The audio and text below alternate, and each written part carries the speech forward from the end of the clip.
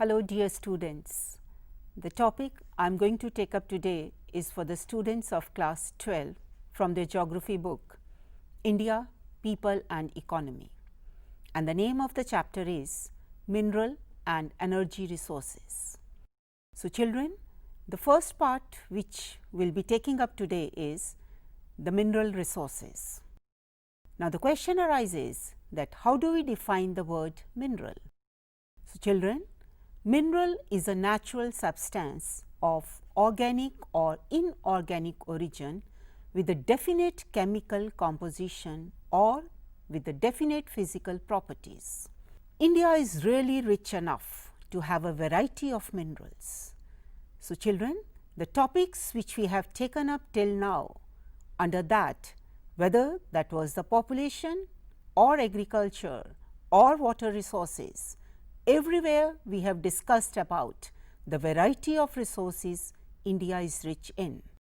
So, India is also rich in variety of the mineral resources, and the reason being the large size of the country and the diverse geographical formations which have helped India to have the rich resources. Children, as I have right now told you that minerals are unevenly distributed over the different parts of the country. There is inverse relationship in quantity and quality of minerals. Minerals are exhaustible. So, when I say exhaustible, so that means once they are used, they are lost forever, and minerals take a long time to develop. Now children, we will be talking about the different types of minerals.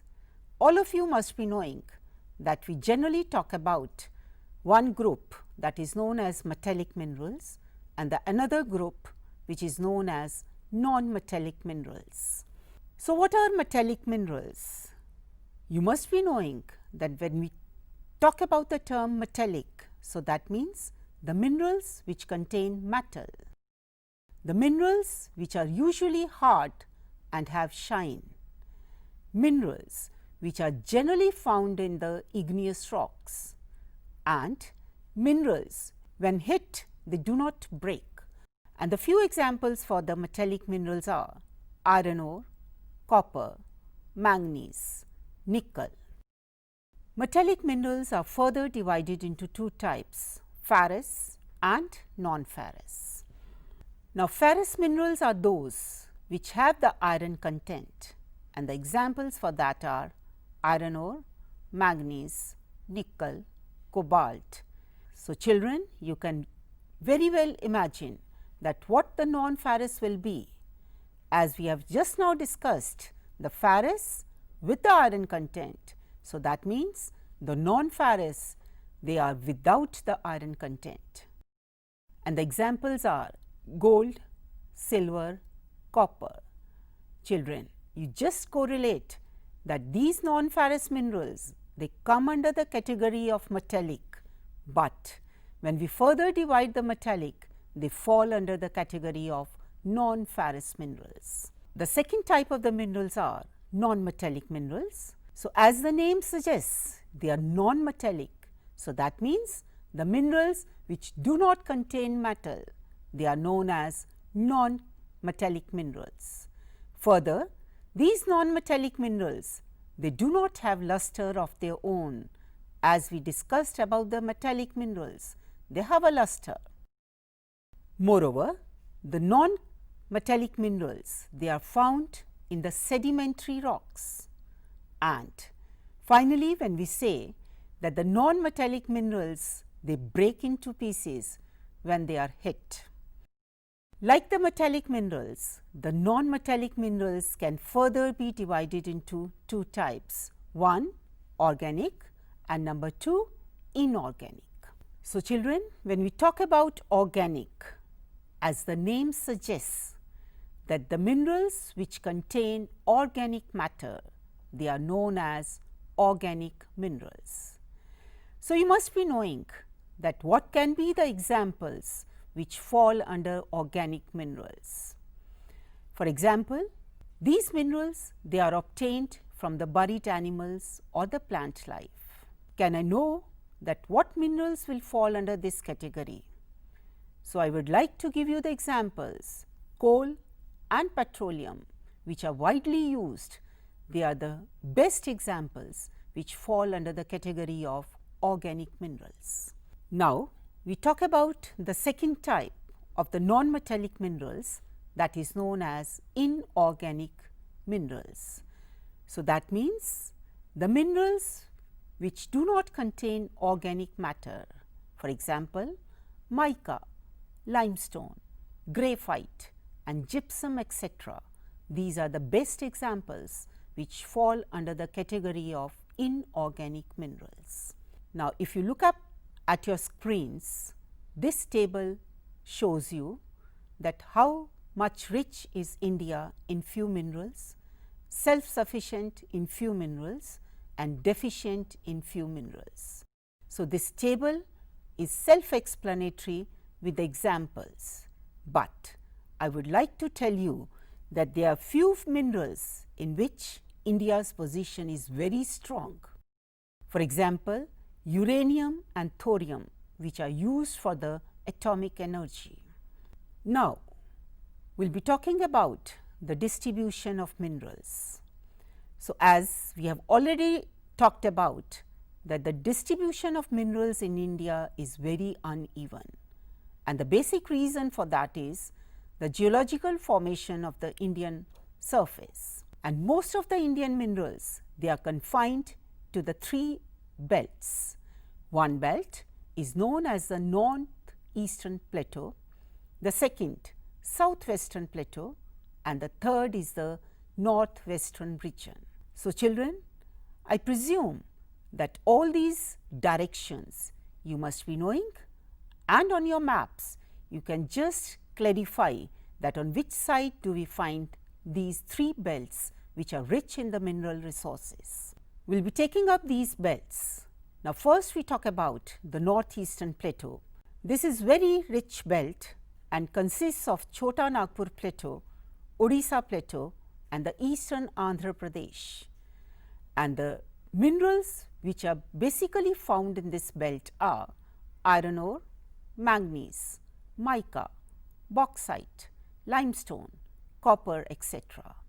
But children, one question I would like to ask you, that you must be knowing that this part of the country is very rich in iron and steel industry.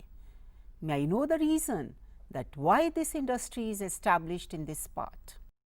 We will be discussing about this in the next chapter, but for the time being, you can keep thinking about the reason of this industry being set up in this part of the country, which is very rich in minerals, and that is known as the northeastern plateau. There are few more areas which fall under this belt, that is the Damodar Valley and Chhattisgarh, which are very rich in the coal deposits. One more question to you children, that when we talk about coal, the coal is the only mineral which is known as a raw material as well as a source of energy. So, I would like to ask you, under which industries do we use this coal as a raw material? And most of the iron and steel plants which we will be discussing about in the next chapter will fall under this belt of the minerals only. Now, the second belt, that is known as the southwestern plateau. Now, the southwestern plateau, when we talk about the western part of the country and of course, the southern part attached to that. So, that means this plateau extends up to the Karnataka plateau, and this belt lacks in the coal deposits, but is very rich in few metallic minerals, for example, iron ore, manganese and bauxite, etc. Now, the third region when we take up, that is the northwestern region. So, that is especially we talk about the Gujarat and the Rajasthan area. So, this belt consists of the Gulf of Khambat in Gujarat and the Aravalli range in Rajasthan. The area is very rich in the petroleum and the natural gas deposits. And you must be knowing children, there is a Sambar lake in the area of Rajasthan which is known for the salt deposits. Now, we take up few metallic minerals. The first which we are going to take up is iron ore. The concept must be clear to you that this is the mineral which is known as the backbone of the civilization, because in your history books also you must have studied about that when we talk about the civilization started with only the use of the mineral, that is the iron ore. So, that is how this mineral is known as the backbone of the civilization. Iron ore is a foundation of our basic industry as well. So, this mineral has lot of importance for the different types of the industries in the country, not only in the country, but in the world as well.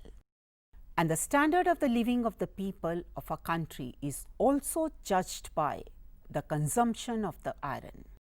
And there are two basic types of the iron ore which are found in plenty in India. They are known as hematite and magnetite. But one more question to you children, do you know that what are the other two types of the iron ore? Two I have already told you in which India is very rich. One is hematite, another is magnetite. So, for your information, the other two types are limonite and siderite.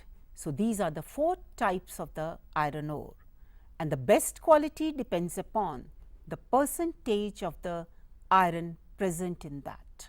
Look at the screens children, you can see the states which produce iron ore. So, the maximum quantity that is being produced by Karnataka with 25%, followed by Chhattisgarh, Odisha, Goa, Jharkhand, and besides that we have few more states which go for the production of iron ore.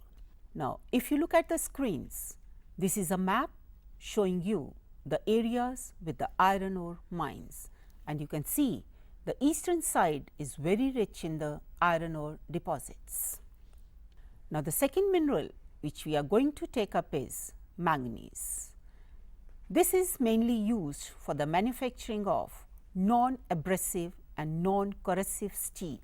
Children, one concept I would like to tell you, the best quality of steel is manufactured when we only add manganese with iron ore. So, that strengthens the steel. So, basically this mineral is used for the manufacturing of bleaching powder, insecticides, paints and batteries, etc. When we talk about the production, we say India is the second largest producer of manganese after Zimbabwe, that produces 20% of the world's ore, and India is the fifth largest producer of manganese in the world. And this table shows you about the distribution of the manganese state-wise. So, you can look at the screens and very well imagine the state with the leading producer. So, children, in this chapter we have talked about the types of minerals, under which we discussed metallic and non-metallic. Metallic and non-metallic are further divided into two types: ferrous, non-ferrous, organic, inorganic, and we could only take up the two metallic minerals, that is iron ore and manganese. Both are very important as far as the industrial development of the country is concerned. So, further we will be taking up the sources of energy and the other few organic minerals. Thank you.